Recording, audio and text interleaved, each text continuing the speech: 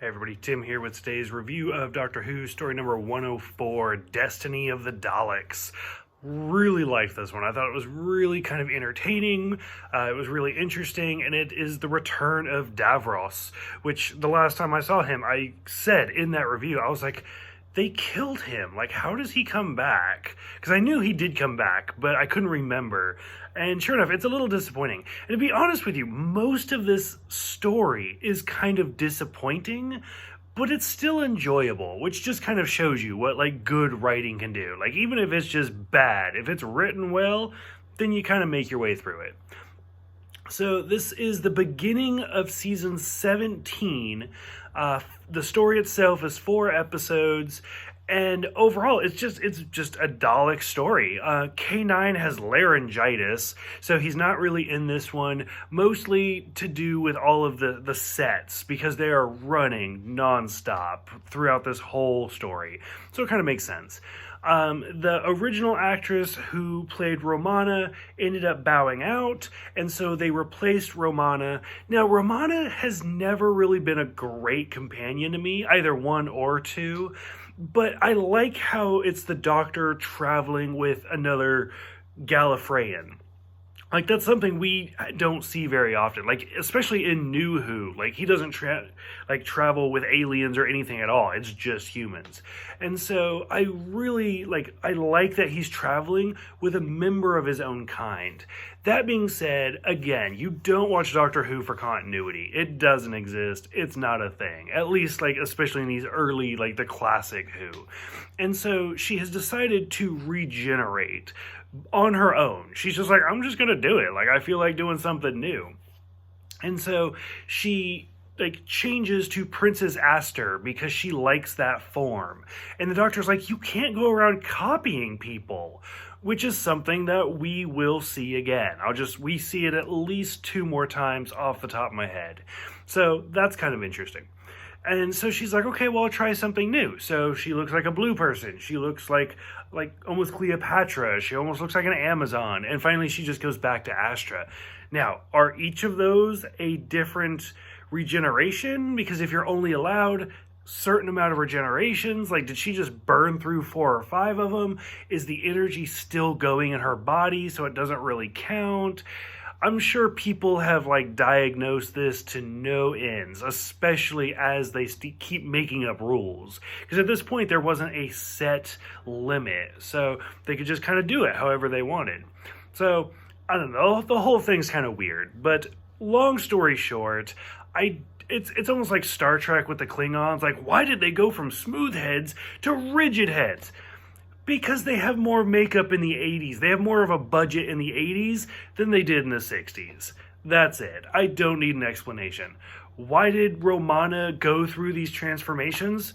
Because the actress wanted to leave, and so they had to replace her. It's not that deep. And people forcing continuity into it just kind of ruins it when you really have to force it to work. Long story short, she wanted to leave, they replaced her. End of story. So I do like her outfit though. It's really cute where it's the pink and she also has a scarf. It's the long white scarf. So I do like that.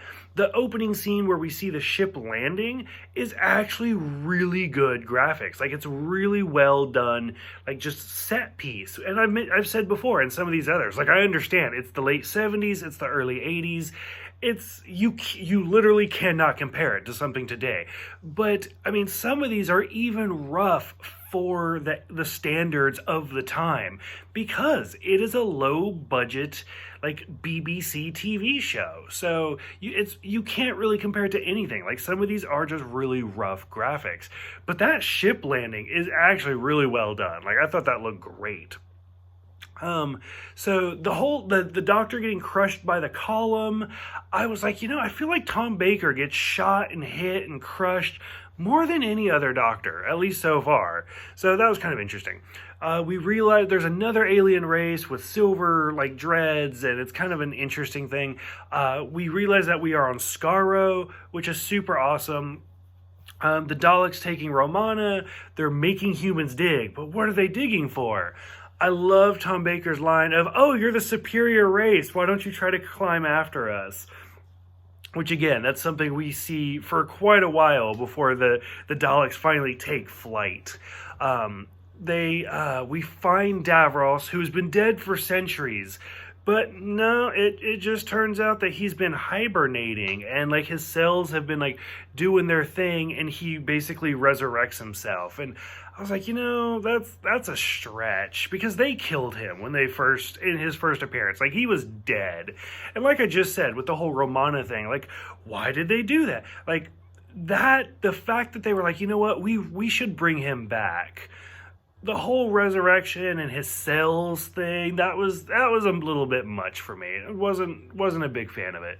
From there, like, it just becomes a chase story. Like, the whole third episode is just kind of drawn out.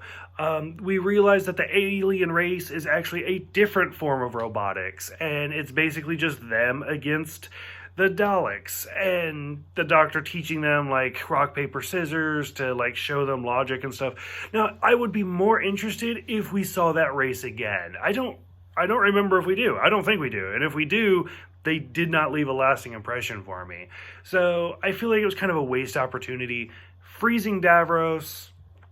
Okay, so now we know he's going to come back. I love Tom Baker undigging the TARDIS, because in movies, shows, doesn't matter. The big heavy rocks are just styrofoam that are painted.